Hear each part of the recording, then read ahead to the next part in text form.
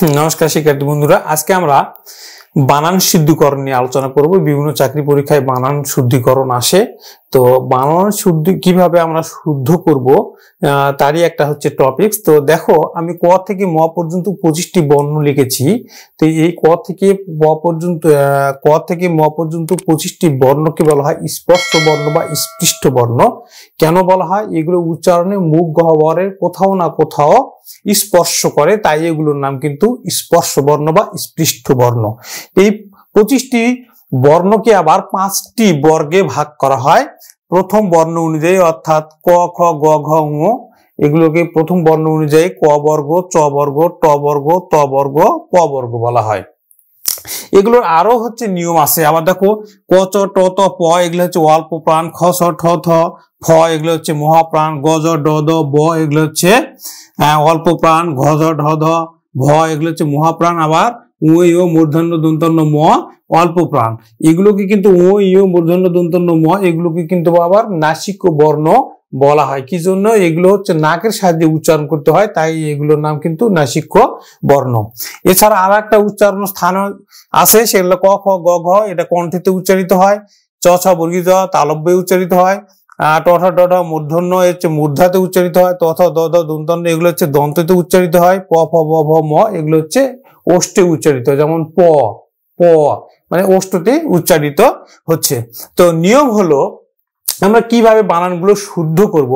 নিয়ম হলো, দেখো ক বর্গ আছে আর শেষে আসছে দেখো নাসিক বর্ণ হচ্ছে উ। তাহলে এই উর সাথে কিন্তু ক, খ, গ, ঘ এগুলো হচ্ছে যুক্ত হবে। দেখো নাসিক বর্ণ ইউ আছে, এই ইউর সাথে কিন্তু চ, ছ বর্গীয় ঝ, ইউ যুক্ত হবে। আবার দেখো শেষে আছে মূর্ধন্য ন, তাহলে মূর্ধন্য নয়ের সাথে যুক্ত হবে ট, ঠ, ড, ঢ, তারপরে মূর্ধন্য। আবার দেখো দন্তেতে আছে দন্তন্য শেষে, তাহলে দন্তন্যর সাথে যুক্ত হবে ত, থ, দ, ধ। আবার দন্তন্যর সাথে দন্তন্য কিন্তু যুক্ত হবে। আবার দেখো ময়ের সাথে প, ফ, ব, ভ, আবার ময়ের সাথে ময়ও যুক্ত হবে। কি রকম করে?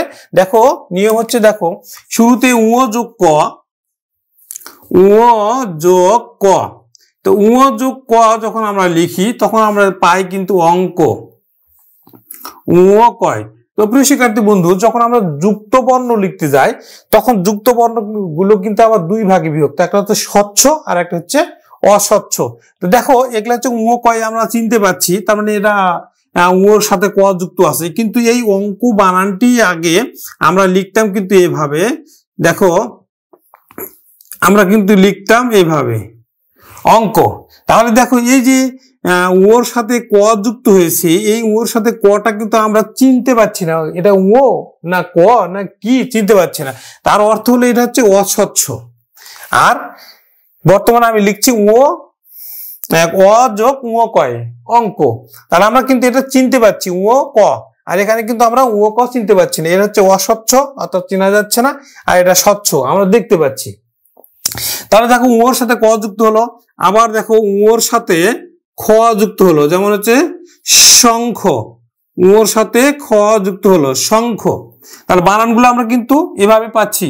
তারপরে দেখো সঙ্গ, ও যোগ গ হচ্ছে সঙ্গ, ওর সাথে গ সঙ্গ।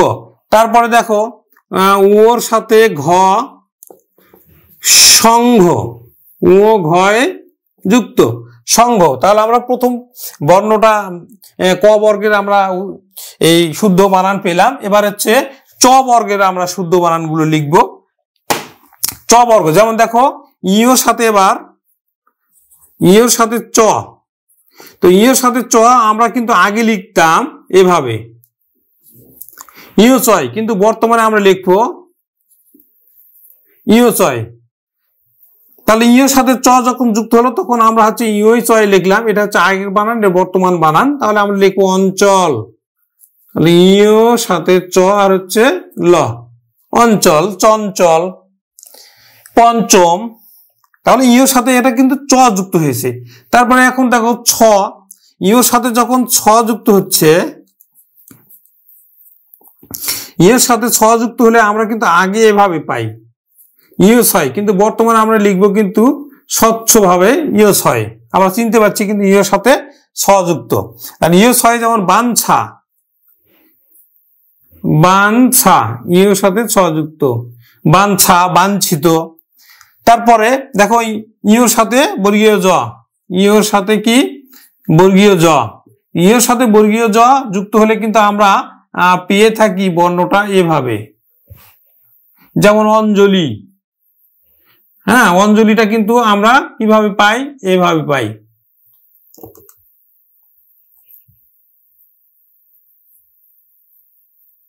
অঞ্জলি। কিন্তু যদি এটা আমরা স্বচ্ছভাবে লিখি, স্বরীয় ইয়ের সাথে বর্গীয় জ লয় রস্যই, অঞ্জলি। তারপরটা দেখো ঝ আছে, তাহলে ইয়ের সাথে ঝ যখন যুক্ত হয় তখন আমরা কিন্তু ইয়ের সাথে ঝ যুক্ত হবো, যেমন ঝঞ্ঝাট, ইয়ের সাথে আকার হচ্ছে ট, ঝঞ্ঝাট বা ঝঞ্ঝা। প্রিয় শিক্ষার্থী বন্ধু, এখানে একটা কথা আছে, এই যে ইয় উচ্চারণটা কিন্তু আমরা ইয় উচ্চারণ পাই না, ইয়টা কিন্তু দন্তন্য হিসাবে উচ্চারিত হয়। যেমন দেখো যে ঝঞ্ঝাট, এই ঝঞ্ঝাটটা তাহলে দেখো ঝন ঝাট, ঝঞ্ঝাট। এই দেখো ইয়টা কিন্তু দন্তন্বয়ের উচ্চারণ হচ্ছে প্রত্যেকটা ক্ষেত্রে। এই যে চ ক্ষেত্রে, ছয়ের ক্ষেত্রে, বর্গীয় জয়ের ক্ষেত্রে এবং ঝয়ের ক্ষেত্রে, প্রত্যেকটা ক্ষেত্রে কিন্তু এই ইয়টা কিন্তু দন্তন্বয়ের মতো উচ্চারিত হবে। এবার যাই আমরা মূর্ধাতে, মূর্ধাতে আছে ট ঠ ড ঢ মূর্ধন্য। তো মূর্ধাতে দেখো শেষে আছে আমার হচ্ছে মূর্ধন্য ন, তাহলে আবার অবশ্যই কিন্তু ট ঠ ড ঢ এবং ট ঠ ড ঢ শেষে আছে মূর্ধন্য, তাহলে অবশ্যই কিন্তু মূর্ধন্য যুক্ত হবে। তার মানে মূর্ধন্য যোগ ট, হচ্ছে মূর্ধন্য নয় ডয়। যেমন ট হলে মূর্ধন্য,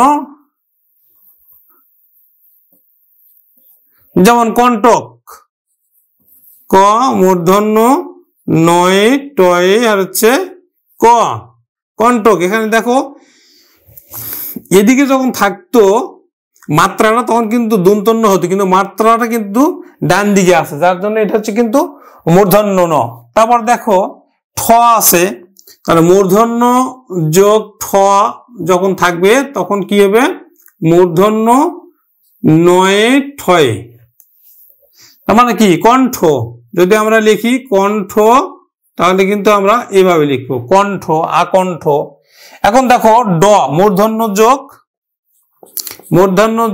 ড সমান হচ্ছে মূর্ধন্য নয় ডয়, মূর্ধন্য নয় ডয়। যেমন কাণ্ড, তাহলে মূর্ধন্য নয় ডয়, কাণ্ড।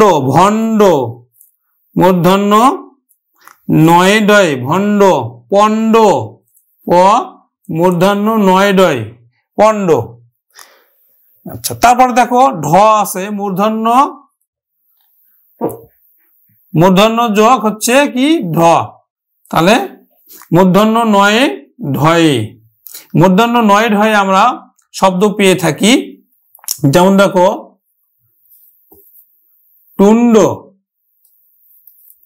এই টুন্ড শব্দের অর্থ কিন্তু ন্যাড়া, টুন্ড শব্দের অর্থ হচ্ছে ন্যাড়া। তাহলে আমরা মূর্ধন্য পালাম। এবার দন্তের যাই, যেহেতু দেখো ত থ দ ধয়ের শেষে আছে দন্তন্য ন, তাহলে অবশ্যই কিন্তু আমরা দন্তন্য এর সাথে এগুলো হচ্ছে যুক্ত করব, কখনো মূর্ধন্য ন দিব না। মূর্ধন্যর সাথে ট ঠ ড ঢ মূর্ধন্য দিব, কিন্তু দন্তর সাথে অবশ্যই শেষে দন্তন্য আছে, এই জন্য আমরা কিন্তু দন্তন্য দিব। যেমন দেখো মূর্ধন্য দন্তন্য যোগ ত সমান হচ্ছে দন্তন্য নয় তয়, যেমন হচ্ছে অন্ত, দন্তন্য নয় তয়। তারপরে দেখো দন্তন্য যোগ ত, তয়ের পর আছে থ, তারপরে কি হলে দন্তন্য নয় থয়, যেমন হচ্ছে গ্রন্থ, দন্তন্য নয় থয় যুক্ত গ্রন্থ। তারপর দেখো চন্দন, যদি আমরা লিখি দন্তন্য নয় দয়ে, হচ্ছে দন্তন্য নয় দয় যুক্ত, দন্তন্য নয় দয় যুক্ত, তাহলে আমরা লিখতে পারি কি চন্দন, চন্দন। তারপরে ধ আছে বন্ধন, দন্তান্নয়ে ধয়ে বন্ধন। তারপরে আছে দেখো দন্তন্নয়ের সাথে আবার যদি ন যুক্ত করি তাহলে কি লিখি আমরা? সন্ন্যাস, দন্তন্নয়ে নয়ে জফলা আকার দন্তস্য, সন্ন্যাস। এবার আমরা পয়ের যাই, পয়ের সাথে তাহলে কি যুক্ত হবে? অবশ্যই কিন্তু ম যুক্ত হবে, পয়ের সাথে অবশ্যই কিন্তু ম যুক্ত হবে। তাহলে ম যোগ প, তারপরে ম যোগ ফ, তারপর হচ্ছে ম যোগ ব, তারপর হচ্ছে ম যোগ ভ, তারপর হচ্ছে ম যোগ ম। তাহলে দেখো ময়ের সাথে প যখন যুক্ত হবে তখন কিন্তু আমরা পাবো কি? পাম্প, পয়াকার ময়ে পয়ে পাম্প, পয়াকার ময় পয়ে যুক্ত পাম্প। এখন ময়ের সাথে যখন ফ যুক্ত হবে তখন আমরা যদি লিখি লম্ফ, কি লিখবো? লম্ফ, ল ময়ে ফয়ে যুক্ত লম্ফ। তারপর দেখো লম্ব, ময় বয়ে যুক্ত লম্ব। তাহলে দেখো এগুলো কিন্তু ময়ের সাথে ফ যুক্ত, ময়ের সাথে প যুক্ত, ময়ের সাথে ব যুক্ত। এখন ময়ের সাথে ভ যদি যুক্ত হয় তাহলে কি হবে? সম্ভব যদি আমরা লিখি ময় ভয়ে আর ব, সম্ভব। তারপরে ময়ের সাথে ম, তাহলে কি লিখবো আমরা? সম্মান, ময়ে ময়ে আকার দন্তান্ন, সম্মান। শিক্ষার্থী বন্ধু দেখো তালিবস্য, তালিবস্য অর্থাৎ এই তালিবস্যটা কিন্তু তালব্য ধ্বনি, এই জন্য কিন্তু চ ছ যুক্ত হবে। যদি আমরা লিখি এবার তাহলে তালিবস্যের সাথে কি যুক্ত হবে? চ ছ, তালিবস্য যোগ ছ, তাহলে হচ্ছে কি? তালিবস্যয়ে ছয়। যেমন দেখো শিরোচ্ছেদ, শিরোচ্ছেদ, শিরোচ্ছেদ। এখন দেখো মূর্ধন্য শেষে আছে মূর্ধন্য, মূর্ধন্য স, মূর্ধন্য স। তাহলে আমরা যদি লিখি নিষ্ঠুর, উপরে লিখি দেখা যাচ্ছে কিনা? হ্যাঁ, নিষ্ঠুর,